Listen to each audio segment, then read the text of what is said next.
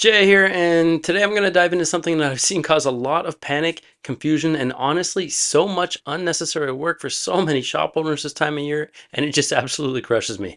And I knew I'd get some feathers ruffled, and you did not disappoint. So let me break down why blasting your Christmas cutoff times all over your shop and preemptively messaging customers about their orders is a bad thing. Trust me when I say that after almost 13 years of being a top 1% seller, not that it means that much because it's not even that difficult to achieve, I've learned this lesson the hard way. Announcing your Christmas cutoff times too loudly or messaging about delivery delays can actually tank your sales. Here's why and what you should do instead. First, let's answer one of the most common questions I get this time of year. Do you follow up with every single customer who should have had their orders delivered by now? Or do you wait for them to reach out? Great question, and here's my answer. I wait for them to reach out. Why? Because 9 times out of 10, your customers aren't even thinking about it.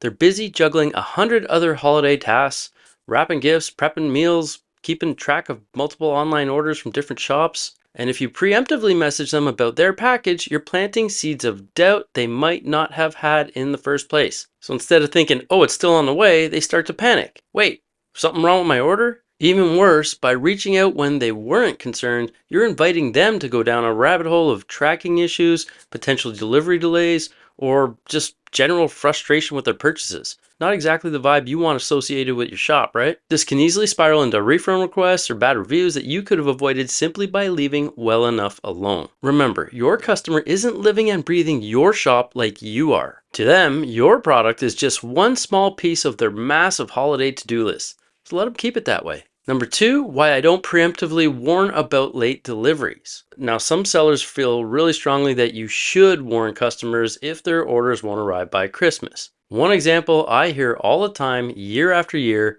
is requiring buyers to type yes in the personalization box to confirm that they're okay with the delivery timeline. I strongly disagree with this for several reasons. It creates friction. So imagine you're the customer, you find something you love and you add it to your cart and then bam, you're hit with a roadblock. Type yes to acknowledge your order might not arrive by Christmas. It's super awkward and feels overly formal, like you're signing some kind of delivery waiver. Most shoppers will hesitate, maybe even abandon their cart altogether. I had a buyer in my Facebook group that was so confused by this process that she reached out to me directly thinking it was an Etsy-wide rule. When I told her it wasn't, she asked if I could make her item instead, and I happily took that order. It's also not a norm on any other platform.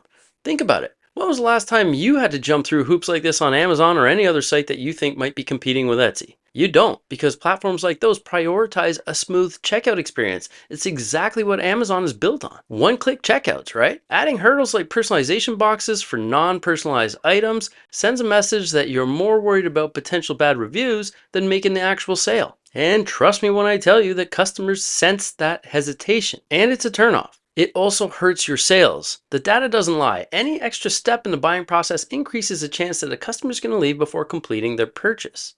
And here's the thing.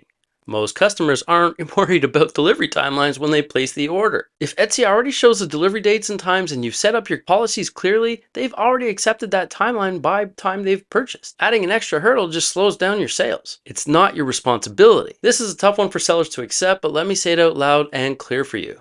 You are not responsible for other people's late shopping habits. If someone places an order on December 20th and expects a miracle, that's on them. Your job is to provide a great product and clear communication, not to absorb their stress over holiday logistics. At the end of the day, trying to warn customers preemptively does more harm than good. If someone reaches out to you to ask about their order, you can address it then, but please don't plant unnecessary doubts in their minds if they weren't worried in the first place. Number 3 is my Christmas cutoff strategy. So what's my approach to Christmas cutoff times? It's simple, effective, and doesn't sacrifice sales. I don't post Christmas cutoff times anywhere. That's right. No deadlines in my shop announcements, no big red text, no big banners, no email blasts. Why? Because the moment you start broadcasting that Christmas orders are no longer guaranteed, your sales are going to drop off a cliff. People don't want to hear, sorry you missed the deadline. So instead, I let Etsy's estimated timelines handle it. Customers see those timelines at checkout, and that's all I need. I found that staying quiet about cutoff times keeps orders coming in, even after my production partners stop guaranteeing Christmas delivery. I also stopped promoting Christmas once my cutoff passes. While I don't announce cutoff times, I do stop actively advertising any Christmas-themed orders since I know delivery before the holiday is unlikely. At that point, I just pivot. I focus more on creating evergreen designs, items that sell year round, or I plant the seeds for an upcoming holiday like Valentine's Day or St. Patrick's Day. This way, I keep my shop active and profitable without encouraging false expectations for last minute shoppers. I also let customers come to me. If a customer has concerns about their order, they'll reach out. Trust me on this one. There's no need to go through your entire order history and preemptively message people about delivery delays. Most packages will arrive on time, and if you start poking around and tracking numbers, you're creating stress for both you and your customer. Worse, if you ask them, hey, did your package arrive? And they say no, now you just set yourself up for unnecessary refunds or complaints. So leave the door open for communication, but don't create problems where there aren't any. The key here is trust. Trust the process, trust Etsy's systems, trust your customers to reach out if they have a concern, and trust that I want you to have the least amount of stress in your Q4 holidays as well. By not creating unnecessary friction, you'll keep your shop running smoothly and your sales flowing. Number 4 is a biggie. Let's tackle one of the biggest fears I hear from sellers. But what if their order doesn't arrive in time for Christmas? Won't I get flooded with refund requests? And here's the truth. Refund requests aren't the norm. Seriously. In my almost 13 years of being a top 1% seller, I can count on one hand how often I've actually had to process refunds for holiday delivery issues.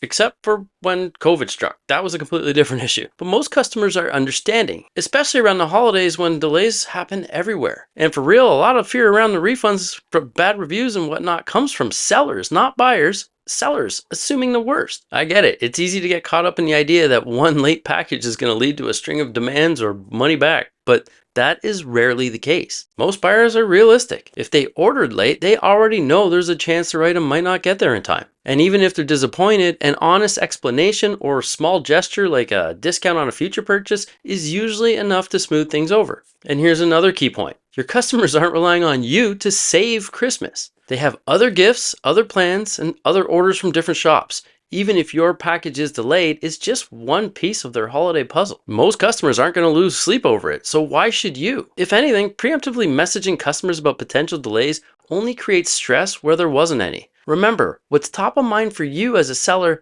might not even register as a concern for them at all. So don't assume the worst and don't sabotage your own confidence by trying to preempt issues that might not even exist. At the end of the day, clear policies, honest communication when necessary, and a calm professional attitude are all you need to avoid unnecessary refund drama. Don't let fear drive your decisions. It's not worth the lost sales. So here's the bottom line. Don't create friction where it doesn't need to exist. The holiday season is already chaotic enough for both you and your customers, so the last thing you want to do is overcomplicate the process or plant unnecessary doubts. Trust me, I've been in this game a long time and I've tried just about every strategy there is. Blasting Christmas cutoff times doesn't work. Preemptively messaging customers about potential delays also doesn't work. More often than not, nobody reads that stuff anyway. Adding hurdles like requiring buyers to type yes in a personalization box, that's a guaranteed way to lose sales. Instead, focus on what does work, letting Etsy's systems handle delivery expectations.